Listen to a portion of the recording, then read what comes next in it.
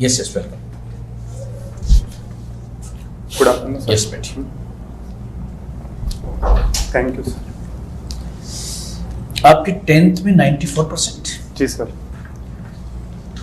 12th में 91%, जी sir. Physics chemistry and mathematics के साथ में, जी सर। और ग्रेजुएशन आपका बीएससी 2019 में 70% के साथ जी है। सर। बीएससी कहाँ से किया आपने? सर मैंने महाराजा कॉलेज से जयपुर से। अच्छा अच्छा। 2019 में आपकी बीएससी हुई, उसके बाद में एमएससी क्यों नहीं किया आपने? सर मेरी बीएससी करने के दौरान ही मैंने लैब असिस्टेंट का एग्जाम दिया था, उसमें मेरा चयन हो गया था। क्योंकि सर एमएससी रेगुलर कर सकते हैं, नॉन कॉलेज नहीं कर सकते, इसलिए मैं एमएससी नहीं किया। अच्छा। और वर्तमान में आप lab assistant in secondary education department में हैं। कब से हैं इस पद पर? सर मैं फरवरी 2018 से हूँ। फरवरी 2018 से हैं। जी सर। और बीएससी आपकी कंप्लीट 2019 में हुई है? जी सर। सर मैं सेकेंड ईयर में था, इसी दौरान जॉब लगी थी। उसी दौरान जॉब लगी। जी सर। और आपकी हॉबी जो है helping parents in agriculture work. जी सर। महाराजा कॉलेज की स्थापना किस शासक के द्वारा की गई थी?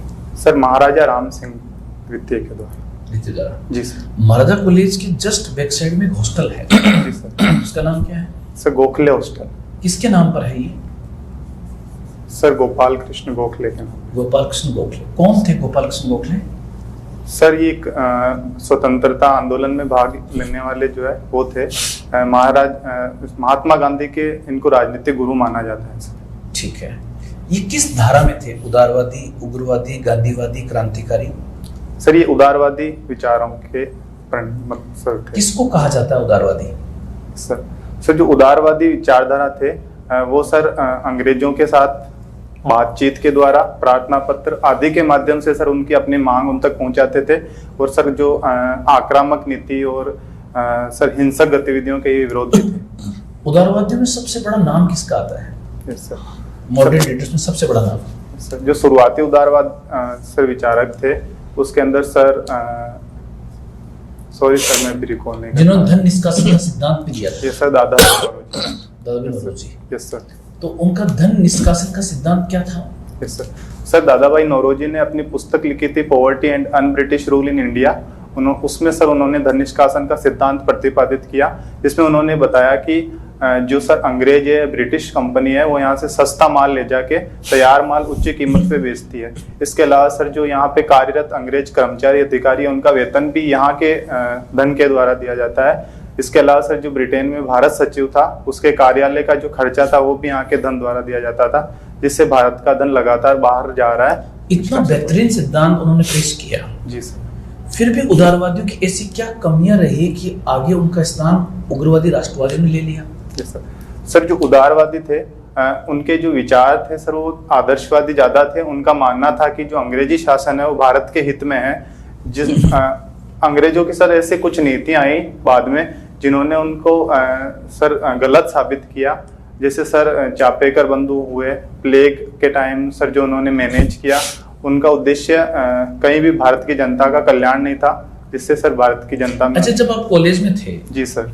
कॉलेज और हॉस्टल के दौरान कई बार ऐसी चीजें होती है जिससे विद्यार्थी को डर लगता है। जी सर। एक आम विद्यार्थी जो हॉस्टल में नहीं रहता है, कॉलेज में आता है, हॉस्टल वालों से डर लगता है। जी सर। रैगिंग का खतरा रहता है। जी सर। क्या आपको इस प्रकार की किन्हीं चीजों को सामना करना पड़ा? सर मुझे कॉलेज के दौरान कभी भी ऐसी चीज। लेकिन हम न्यूज़पेपर्स में पढ़ते हैं बहुत सारे कॉलेजेस में रैगिंग वगैरह होती है। क्या है रैगिंग वगैरह? सर जो रैगिंग है, जो सीनियर्स होते हैं वो उनसे अपनी इच्छा अनुसार काम करवाना, उनके अनुसार जो भी कहे सर, जैसे कि अपने रूम की सफाई करवाना, खाना मंगवाना, ये सब गतिविधि होती है सर। तो इससे बच्चे के साइकोलॉजिकल सिनेरियो पर क्या प्रभाव पड़ता है? सर उसमें जो साइकोलॉजिकल सिनेरियो में एक तो सर कॉलेज का जो वातावरण है उसके प्रति गलत धारणा होती है। जो सीनियर्स है सर उनके प्रति एक गलत धारणा उसमें विकसित होती है। एंड सर जो सीनियर्स उन पे जो विश्वास। आपके हिसाब से रैगिंग क्या होना चाहिए? क्या अपेक्षा करते हो सीनियर आप अपने सीनियर से? सर सीनियर से रैगिंग के स्थान पे ये अपेक्षा करता हूं मैं कि वो जो नवागंतुक बच्चा है कॉलेज में उसको कॉलेज के वातावरण के बारे में बताए, टीचर्स के बारे में बताए। एंड सर आगे उन्होंने जैसे जो प्रॉब्लम फेस की है या उन्होंने जो सीखा है वहाँ पे उनकी चीज़ों के बारे में बताएं। सर अभी आप एजुकेशन सेकेंडरी एजुकेशन डिपार्टमेंट में अभी लैब असिस्टेंट पद पर काम कर रहे हो अभी, जी सर। तो आपको फिर अच्छे से मालूम होगा कि सेकेंडरी एजुकेशन के लिए जी सर। राजस्थान में करने वाली या काम करने वाली कौन सी ऑर्गेनाइजेशन है? सर सेकेंडरी एजुकेशन के लिए बीकानेर में माध्यमिक शिक्षा निदेशालय कार्यरत है। और स्कूल एजुकेशन प्रोवाइड करवाने के लिए? स्कूल एजुकेशन के लिए सर परिषद है। स्कूल एजुकेशन प्रोवाइड करवाने के लिए स्कूल एजुकेशन के फील्ड में असेसमेंट करने के लिए कौन सी ऑर्गेनाइजेशन काम करती है? असेसमेंट करने के लिए माध्यमिक शिक्षा बोर्ड राजस्थान। माध्यमिक शिक्षा बोर्ड को अजमेर में स्थापित किया गया है जी सर। लेकिन बेसिकली इसको स्थापित किया गया था जयपुर में। जी सर। तो क्या बता सकते हैं कि जयपुर से जब अजमेर ट्रांसफर किया गया 1961, तो इसके लिए कमेटी ने रिकमेंडेशन दिया था, क्या आपको मालूम है वो कमेटी कौन सी थी? माफ कीजिए सर, इसके बारे में मुझे पता नहीं। ठीक है, कोई ऐसी ऑर्गेनाइजेशन आपको मालूम हो जो माध्यमिक शिक्षा बोर्ड के अलावा माध्यमिक शिक्षा के क्षेत्र में काम करती हो? माफ कीजिए सर, अभी मुझे पता नहीं। ठीक है, माध्यमिक शिक्षा के अंतर्गत आप कौन सी कक्षा को शामिल करते हो? सर माध्यमिक शिक्षा के अंदर कक्षा 12 तक। कहाँ से कहाँ तक? सर कक्षा 9 से कक्षा 12। ठीक है, यदि क्लास 9 से लेकर 12 के लिए आज के समय में हमें करिकुलम डिजाइन करना हो, तो उस करिकुलम डिजाइन करने की जो रिस्पॉन्सिबिलिटी है वो राजस्थान में कौन सी संस्था के पास में है? सॉरी सर, इसके बारे में मुझे जानकारी नहीं। ठीक है, लैब असिस्टेंट में जब आप काम कर रहे हो तो क्या लैब असिस्टेंट या लैब के माध्यम से हम राजस्थान की स्कूल एजुकेशन के स्ट्रक्चर को बेहतर बना सकते हैं, लेकिन उसमें कुछ चैलेंज अभी देखने को मिल रहे हैं, क्या बता सकते हैं वो चैलेंज कौन कौन से हैं? Yes sir. सर एक तो जो बजट है शिक्षा का वो माध्यमिक शिक्षा नीति के सॉरी सर, जो नवीन शिक्षा नीति आई है, नई शिक्षा नीति, उसमें 6% खर्च करने का बोला गया है, लेकिन उससे सर अभी हम लगभग 2.5% ही खर्च कर रहे हैं। तो सर ये है, ये जो 6% का जो प्रोविजन किया गया है जी सर NEP 2020 में, ये 6% का जो प्रोविजन है इसका सजेशन सबसे पहले किसने दिया था? सर कोठारी आयोग ने दिया। जिसके अध्यक्ष कौन थे? Sir DS Kothari. जिनका संबंध उत्तर प्रदेश, माफ कीजिए सर, इसके बारे में राजस्थान के उदयपुर जिले से था। Thank you sir. DS Kothari साहब की इसके अलावा एक और महत्वपूर्ण रिकमेंडेशन मानी जाती है, या यूं कहिएगा कि डॉक्टर दौलत सिंह कोठारी का एक अचीवमेंट रहा है नेशनल लेवल पर, जिन्होंने राजस्थान को रिप्रेजेंट किया है एक ऑर्गेनाइजेशन में काम करने के दिशा में। क्या बता सकते हो वो संस्था कौन सी थी? माफ कीजिए सर, जानकारी। ठीक है, सेकेंडरी एजुकेशन के क्षेत्र में काम करने वाली कोई एक योजना आपको ध्यान है? Secondary education, yes sir.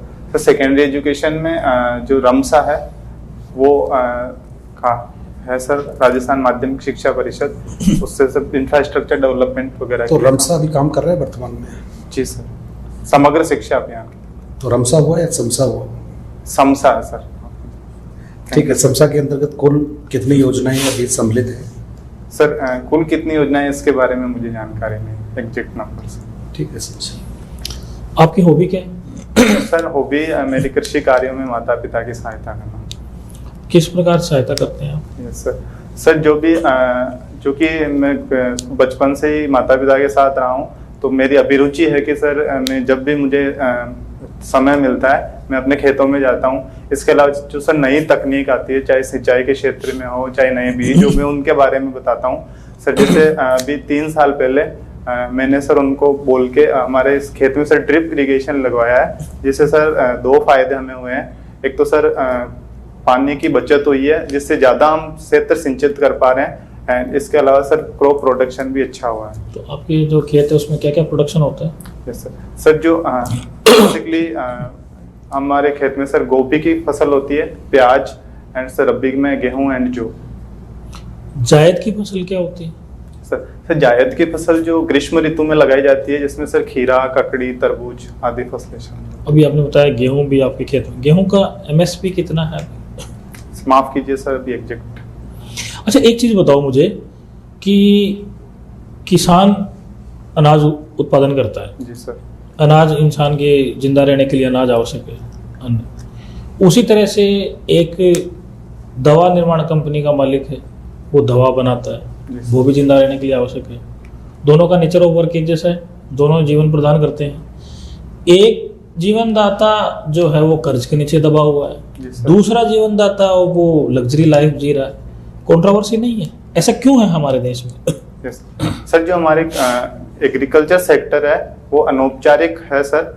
उसका सर जो दूसरा है, जो हमारे पास जो लैंड होल्डिंग है किसानों के पास, वो बहुत कम है सर। जो एग्रीकल्चर है बेसिकली कमाई के दृष्टिकोण से लोग इसको नहीं देख रहे, वो एक जीवन निर्वाह के दृष्टिकोण से देख रहे हैं सर। ज्यादातर 80 से 85% किसान हैं वो वाणिज्यिक और व्यापारिक दृष्टिकोण से खेती नहीं करते सर, वो जीवन निर्वाह की दृष्टि से खेती कर रहे हैं। इसके अलावा सर जैसे राजस्थान के अंदर कैश क्रॉप्स की खेती बहुत कम हो रही है, जिस केवल खाद्यान्न फसलों पे सर हम निर्भर हैं।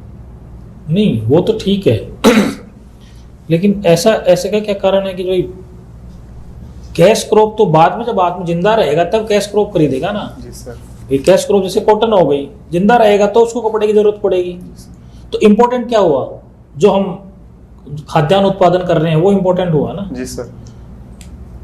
तो मेरा पूछने का आशय ये था कि ये डिस्पैरिटी क्यों है कि भाई किसान लगातार कर्ज के नीचे दबता जा रहा है? सर बेसिक रीजन यही है कि जो किसान जो प्रोडक्शन करता है, मैक्सिमम किसान उस प्रोडक्शन को अपने जीवन निर्वाह के लिए काम में ले लेते हैं। उसके पीछे से जो सर खर्चा होता है, इस सर उर्वरक का है एंड सर जो कृषि उपकरण जैसे ट्रैक्टर वगैरह से निराई गुड़ाई करवाने का है, उसके लिए उसको सर जो पैसे वो या तो कर्ज लेता है एंड सर जो भी पैदावार होती है वो उसके परिवार के निर्वाह में ही काम आ जाती है, वो उसके लिए नहीं कर पाता। जैसे सर पंजाब वगैरह में उनके पास बड़ी लैंड होल्डिंग्स है, उनके पास प्रोडक्शन भी अच्छा होता है, उनके पास सबके पास खुद के कृषि उपकरण है, तो सर उनकी अच्छी बचत है, आमदनी भी। वो राजस्थान से ज्यादा कर्जदार है पंजाब के किसान। अभी जो आंदोलन किया उसमें मोस्ट ऑफ किसान कौन थे? लैंड होल्डिंग भी कम है, हरियाणा और पंजाब के ही थे ना। अच्छा एक चीज बताओ, कृषि कार्यों के अंदर फैमिली के अंदर महिलाएं ज्यादा काम करती हैं या पुरुष? लेबर वर्कफोर्स पार्टिसिपेशन एग्रीकल्चर के अंदर महिलाओं का ज्यादा है या पुरुषों का ज्यादा है? सर इसके बारे में आंकड़े के बारे में मुझे जानकारी नहीं है। नहीं मैं आंकड़ा पूछ नहीं रहा। जी सर, लेकिन सर इक्वल मैं मानता हूं कि जैसे जितना मैंने ग्रामीण क्षेत्रों में देखा है इक्वल भागीदारी है, बल्कि महिलाओं की सर जो एक्चुअल वो काम करती है वो महिलाएं ज्यादा काम करती है, क्योंकि उसमें सर जो सहायक गतिविधियां जैसे पशुपालन हुआ, उनको चारा काटना। इक्वल भागीदारी तो लगभग आप मानते हो। जी सर। लेकिन एग्रीकल्चर लैंड ओनरशिप में क्या स्थिति है? सर लैंड ओनरशिप में सर महिलाओं की भागीदारी लगातार बढ़ रही है। आप पिछले सर आर्थिक समीक्षा को देखें तो सर महिलाओं की भागीदारी भी अब बढ़ रही है। अच्छा ये बताओ कि अपने राजस्थान के अंदर लगभग कितने प्रतिशत मरुस्थल है? Yes sir. सर राजस्थान में कुल क्षेत्रफल का 61% लगभग मरुस्थल। तो ये एक तरह से वेस्ट लैंड हुई। इसको अगर हम प्रोडक्टिव लैंड के रूप में कन्वर्ट करना चाहें तो किस तरह से इसको प्रोडक्टिव यूटिलाइजेशन हो सकता है? क्या पॉलिसी रहेगी? जी सर। सर जो 61% मरुस्थल है वो सर सारा वेस्ट लैंड नहीं है। उसमें सर जहाँ मरुस्थलीय टीले पाए जाते हैं वहाँ पे खेती नहीं की जा सकती है, बाकी भाग पर सर अभी भी खेती हो रही है। लेकिन सर उसके लिए जैसे हम शुष्क खेती कर रहे हैं, शुष्क तकनीकों को, शुष्क कृषि को बढ़ावा देना। इसके अलावा सर जो नवीन कृषि पद्धतियां जैसे हाइड्रोपोनिक्स, चूंकि सर ये महंगी है लेकिन इससे जिस कम पानी में एंड सर हम नियंत्रित तरीके से खेती कर पाएंगे। ड्रिप इरिगेशन है, अगर हम सर इनको इंट्रोड्यूस करते हैं। इसके अलावा सर हम वहाँ पे नहरों का पानी अगर वहाँ तक लोगों तक पहुँचा पाते हैं तो सर हम कृषि क्षेत्र में बेहतर कर सकते हैं। अच्छा ये तो आपने सोर्स ऑफ वाटर की बात कर दी कि सर। भाई हम पानी कम बचाना, क्या लगकर नहरें करना, ड्रिप इरिगेशन। इसके अलावा और क्या बदलाव कर सकते हैं? इसके अलावा सर हम ऐसे रिसर्च करके ऐसे बीज विकसित कर सकते हैं जो कम पानी में सर सहन कर सके ऐसी उष्ण जलवायु को। एंड सर इसके अलावा सर किसानों को सर जैसे कि पश्चिमी राजस्थान में एमएसपी पे खरीद केंद्र बहुत कम है, तो हम खरीद केंद्रों के भी बढ़ावा। अच्छा ये बताओ वर्तमान में क्या कोई ऐसा है कि हम उस तरह की खेती करें वहाँ मरुस्थल में और वहाँ थोड़ा बहुत पानी का भी कम जरूरत पड़े, तो आप क्या सजेस्ट करोगे? सर दलहन की खेती को बढ़ावा दिया जा सकता है। इतना पानी नहीं है दलहन के इतना, इसके अलावा क्या करोगे? इसके अलावा हम इंडस्ट्री को इंट्रोड्यूस कर सकते हैं। फसल लगानी है, क्या फसल सजेस्ट करोगे डेजर्ट के लिए कम पानी में? मतलब 7 दिन में भी पानी दे दिया तो चल गया, 15 दिन में भी दे दिया तो भी चल गया। माफ कीजिए सर ऐसी फसल के बारे में। अच्छा ठीक है, लास्ट सवाल मेरी तरफ से। जी सर। RS बनने के बाद में जॉइंट सेक्रेटरी भी लगाते हैं, जी सर। प्रमोशन होता है, तो आपको एग्रीकल्चर डिपार्टमेंट जॉइंट सेक्रेटरी लगा दिया, ठीक है। तो एक तो किसानों का जो कर्ज बढ़ता कर्ज है उसके ऊपर चेक लगे, वो कम हो और उनकी फसल की खरीद बढ़े और अच्छे मूल्य प्राप्त हो, तो आपकी क्या सुझाव होंगे, पॉलिसी क्या होगी? सर किसानों पे कर्ज कम करने के लिए हम बेसिक रीजन ये दिखता है कि सर किसानों में सिर्फ प्रवृत्ति पाई जाती है कि वो उनके पास वो जब सक्षम होते हैं तब भी वो कर्ज नहीं देते हैं। इसके लिए सर मैं कोशिश करूंगा कि जो किसान टाइमली कर्ज चुका रहे हैं तो उनको सर ब्याज अनुदान या उनको सर कुछ ऐसा इंसेंटिव देगा जिससे वो प्रेरित होंगे। एंड सर जो जिन किसानों ने अपना पहले का कर्ज समयबद्ध तरीके से चुकाया उनको आगामी जो कर्ज है उनमें से वरीयता देना एंड सर उनको ब्याज अनुदान ये कर सकते हैं सर। इसके अलावा सर आप कीजिए सर। लेकिन हो उल्टा काम रहा है अभी, किसानों को जो कर्जदार हैं उनका माफ कर दिया जाता है, जिन्होंने बेचारे ने चुका दिया उसको कुछ नहीं। जी सर, ऐसे हमको स्कीम लानी चाहिए। ठीक है सर।